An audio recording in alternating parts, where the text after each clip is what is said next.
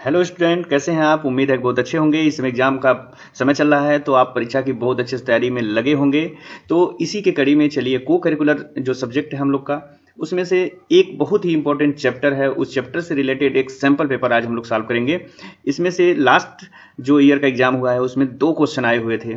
तो यह एक इम्पॉर्टेंट है और चैप्टर का जो नाम है mental disorder, illness and first aid. तो यह एक इम्पॉर्टेंट चैप्टर है। तो चलिए इसके क्वेश्चन को हम सॉल्व करते हैं। इसका जो पहला क्वेश्चन है ये भी लास्ट ईयर में आया हुआ था। सहरुग्णता तब होती है जब, पहला ऑप्शन है, एक परिवार के कई सदस्यों को एक जैसी मानसिक स्वास्थ्य समस्या हो। बी, एक व्यक्ति मृत्यु के बारे में सोचने में बहुत अधिक समय व्यतीत करता है। सी, एक व्यक्ति एक ही समय में एक से अधिक विकारों से ग्रस्त होता है। डी, किसी विकार को होने से रोकने के लिए कुछ नहीं किया जा सकता।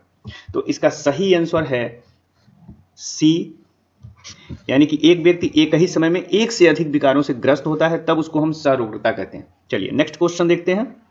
नेक्स्ट क्वेश्चन है ओडीसी में, ओसीडी में डैश विचारों के लिए है, जैसे पुनः डैश है क्रियाओं के लिए। इसमें 2 अलग अलग शब्द हैं। तो ए ऑप्शन है राय और विश्वास, बी ऑप्शन है जुनून और शर्तें, सी ऑप्शन है जुनून और मजबूरी, और डी ऑप्शन है मजबूरियां एवं जुनून। जिसका सही आंसर है सी, यानी कि पहले में जुनून और दूसरे में क्या होगा, मजबूरी। ओसीडी में जुनून विचारों के लिए है, जैसे मजबूरी क्रियाओं के लिए है। चलिए नेक्स्ट क्वेश्चन देखते हैं।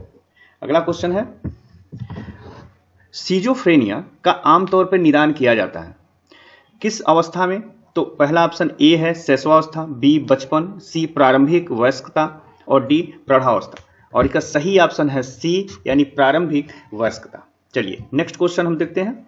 4, मलिंगरिंग और मुंचुसेन सिंड्रोम है। यह 2 अलग अलग तरह के सिंड्रोम है। इसका सही पहला ऑप्शन है सोमैटोफॉर्म विकार, बी ऑप्शन है चिंता विकार, सी ऑप्शन है यौन विकार और डी बनावटी विकार। इसका सही आंसर है डी, यानी कि बनावटी विकार। नेक्स्ट क्वेश्चन देखते हैं। नेक्स्ट क्वेश्चन है किसी विकार की व्यापकता दर का अर्थ है, एक, निश्चित समय में आबादी में इसकी घटना की आवृत्ति, एक व्यक्ति के भीतर इसकी गंभीरता, सी है मीडिया में विकार का कितना कवरेज है, और डी आमतौर पर किसी व्यक्ति को विकार से उबरने में कितना समय लगता है। तो इसका सही आंसर है ए, एक निश्चित समय में आबादी में इसकी घटना की आवृत्ति क्या होती है। नेक्स्ट क्वेश्चन देखेंगे। 6 है निम्नलिखित में से किसे कनाडा के मानसिक स्वास्थ्य सर्वेक्षण में शामिल नहीं किया गया था? ए ऑप्शन है अवसाद, बी है मोटापा, सी है नशीली दवाओं का दुरुपयोग और डी है चिंता। तो इसका सही आंसर है बी, यानी कि मोटापा। चलिए नेक्स्ट क्वेश्चन देखते हैं। डीएसएम का अर्थ है मानसिक विकारों का नैदानिक और वैज्ञानिक मैनुअल, बी है प्रमुख विकारों के निदान और सांख्यिकीय मैनुअल, सी है प्रमुख विकारों के निदान और वैज्ञानिक मैनुअल, और डी है मानसिक विकारों की नैदानिक और सांख्यिकी नियम पुस्तिका। तो इसका सही आंसर है डी, यानी कि मानसिक विकारों की नैदानिक और सांख्यिकी नियम पुस्तिका। चलिए नेक्स्ट क्वेश्चन देखते हैं। 8 क्वेश्चन है पुराने समय में मनोवैज्ञानिक विकारों के इलाज में मदद करने के लिए ट्रिपेनेशन का उपयोग किया जाता था। ए ऑप्शन है खोपड़ी में छेद करना, बी ऑप्शन है मस्तिष्क को रीसेट करने के लिए बिजली के झटके का उपयोग करना, सी लोगों को एक ही समय में एक से अधिक दवा देना, डी यह समझाना कि डरना सामान्य बात है। तो इसका सही आंसर है ए, यानी खोपड़ी में छेद करना। नेक्स्ट क्वेश्चन हम लोग देखते हैं। नेक्स्ट क्वेश्चन है डिसोसिएटिव आइडेंटिटी डिसऑर्डर को कभी कभी कहा जाता है। ए ऑप्शन है सिजोफ्रेनिया, बी विघटनकारी फ्लूगो, एकाधिकार व्यक्तित्व विकार, और लास्ट डी सामान्यीकृत चिंता विकार। तो इसका सही आंसर है सी, यानी कि एकाधिक व्यक्तित्व विकार। चलिए नेक्स्ट क्वेश्चन देखते हैं। निम्नलिखित में से कौन सा डीएसएम मार्गदर्शन पुनः प्रदान करते समय ध्यान में नहीं रखता है? एक, निदान, ए ऑप्शन है सांस्कृतिक कारक, बी चिकित्सा की स्थिति, सी दैनिक कामकाज, और डी डीएसएम उपरोक्त सभी को ध्यान में रखता है। तो इसका सही आंसर है ए, सांस्कृतिक कारक। चलिए नेक्स्ट देखते हैं।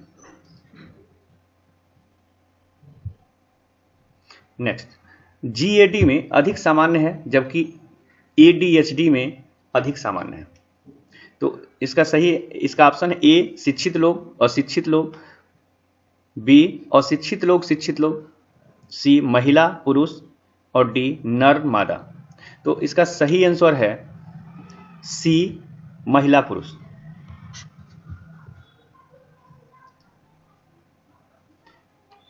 बारह क्वेश्चन, 8वीं सदी तक मानसिक रूप से बीमार लोगों के लिए सबसे आम इलाज था।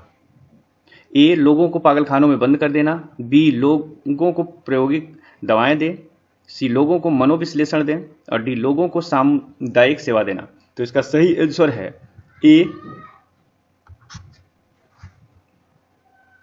नेक्स्ट क्वेश्चन देखते हैं।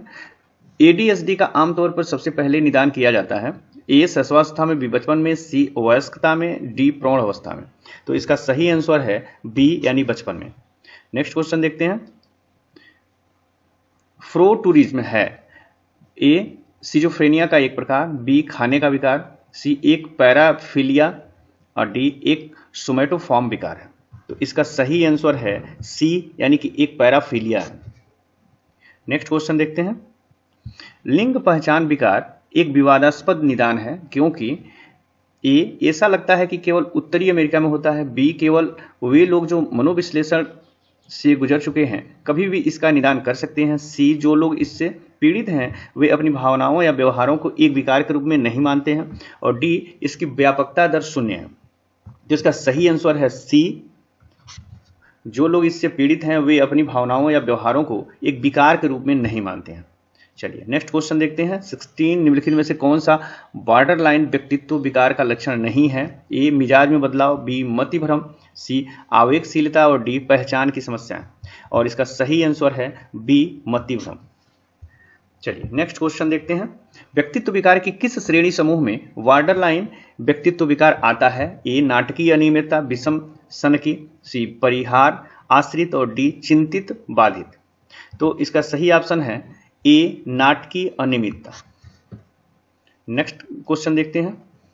हाइपो एक्टिव यौन इच्छा विकार से पीड़ित व्यक्ति में ए सेक्स में बहुत कम रुचि, बी सेक्स में बहुत अधिक रुचि, सी सार्वजनिक रूप से अपने जननांगों को उजागर करने की एक जुनूनी आवश्यकता, डी अन्य लोगों में पीड़ा देखने की इच्छा। तो इसका सही आंसर है ए। चलिए नेक्स्ट क्वेश्चन देखते हैं। एक्रोफोबिया डैश के लिए है क्योंकि एराक्नोफोबिया डैश के लिए है, यानी 2 शब्द हमको इस स्पेस में भरने हैं। पहला ऑप्शन ए है खुली जगह और मकड़ी, बी मकड़ियों और खुले स्थान, सी हाइट्स एंड स्पाइडर्स और डी मकड़ियों एवं ऊंचाइयों। तो ये सही ऑप्शन है सी, यानी पहले में हाइट्स और दूसरे में स्पाइडर्स। चलिए नेक्स्ट क्वेश्चन देखते हैं। निम्नलिखित में से किसे यौन विकार के रूप में वर्गीकृत नहीं किया गया है? डिस्पेरोनिया, वेजिनिस्मस, शीघ्रपतन, क्रिएटिन्यूरिया। तो इसका सही आंसर है डी। चलिए नेक्स्ट क्वेश्चन देखते हैं। एक व्यक्ति जो गंभीर बीमारी होने के बारे में अत्यधिक चिंता करता है उसके पीड़ित होने की सबसे अधिक संभावना है? ए सीमा रेखा व्यक्तित्व विकार, बी रूपांतरण विकार, सी हाइपोकॉन्ड्रिया, डी माइकोकॉन्ड्रिया। तो इसका सही आंसर है सी, यानी कि हाइपोकॉन्ड्रिया। नेक्स्ट देखते हैं। मनोवैज्ञानिक विकारों के संदर्भ में एपीडी का अर्थ है?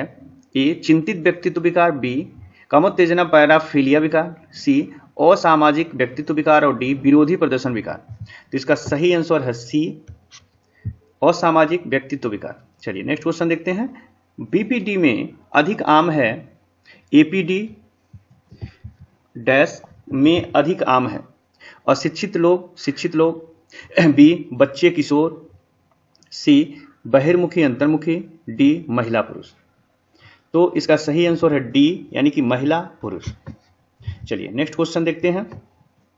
नेक्स्ट क्वेश्चन है 24। मतिभ्रम को सिजोफ्रेनिया के लक्षण के रूप में वर्गीकृत किया गया है। तो इसका ऑप्शन ए है सकारात्मक, बी संज्ञानात्मक, सी नकारात्मक और डी सकर्मक। तो इसका सही आंसर है ए, यानी कि सकारात्मक। चलिए नेक्स्ट क्वेश्चन देखते हैं। डिस्टीमिया निम्न का एक हल्का रूप प्रतीत होता है? A bipolar disorder, B clinical depression, C schizophrenia, D mutual syndrome. तो इसका सही आंसर है बी क्लिनिकल डिप्रेशन। चलिए नेक्स्ट क्वेश्चन देखते हैं। चिंता विकारों को समझने के लिए हमें इन बातों का ध्यान रखना होगा। ए केवल जैविक कारक, बी केवल पर्यावरणीय कारक, सी जैविक और पर्यावरणीय दोनों कारक, डी न तो जैविक न ही पर्यावरणीय कारक। तो इसका सही ऑप्शन है सी, यानी जैविक और पर्यावरणीय दोनों कारक। चलिए नेक्स्ट क्वेश्चन देखते हैं। एपीडी एक प्रकार का डैश विकार है, आंतरीकरण, मूड, सोमेटोफॉर्म, वाह्यकरण। तो इसका सही आंसर है डी, यानी कि वाह्यकरण। चलिए नेक्स्ट क्वेश्चन देखते हैं। सोमेटोफॉर्म विकारों तथा तथ्यात्मक विकारों के बीच अंतर यह है कि ए सोमेटोफॉर्म विकार केवल पुरुषों को होता है, तथ्यात्मक विकार केवल महिलाओं को होता है। बी सोमेटोफॉर्म विकारों में अनुभूति शामिल है, तथ्यात्मक विकारों में भावना शामिल है। सी सोमेटोफॉर्म विकारों में शारीरिक लक्षण वास्तविक होते हैं, तथ्यात्मक विकारों में शारीरिक लक्षण वास्तविक नहीं होते हैं। डी सोमेटोफॉर्म विकार पर्यावरणीय कारकों के कारण होते हैं, तथ्यात्मक विकार आनुवंशिक कारकों के कारण होते हैं। तो इसका सही आंसर है सी। चलिए नेक्स्ट क्वेश्चन देखते हैं। बीमारी के जैव मनोवैज्ञानिक सामाजिक मॉडल में निम्नलिखित में से किसे सामाजिक सांस्कृतिक प्रभाव के रूप में वर्गीकृत किया जाएगा? ए न्यूरोट्रांसमीटर, बी बेघर होना, सी नकारात्मक सोच के पैटर्न और डी व्यक्तित्व का आनुवंशिक श्रृंगार। तो इसका सही आंसर है बी, यानी कि बेघर होना। चलिए नेक्स्ट क्वेश्चन देखते हैं।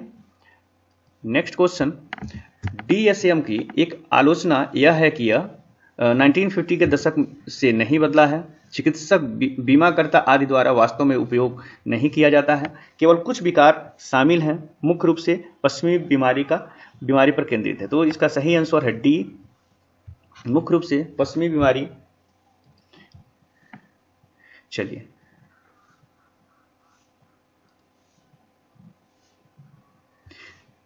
एक क्वेश्चन नंबर 10, निम्नलिखित में से कौन सा डीएसएम मार्गदर्शन पुनः प्रदान करते समय ध्यान में नहीं रखता है? यह जो प्रश्न है इसका सही आंसर है डी, यानी कि फर्स्ट आंसर नहीं है, तो इसको करेक्ट कर लीजिएगा। सही आंसर है डी। तो चलिए यह सैंपल पेपर जो है आज का पहला सैंपल पेपर ये कंप्लीट हुआ, इसको पूरा पढ़ लीजिएगा। नेक्स्ट सैंपल के साथ पुनः मुलाकात होगी।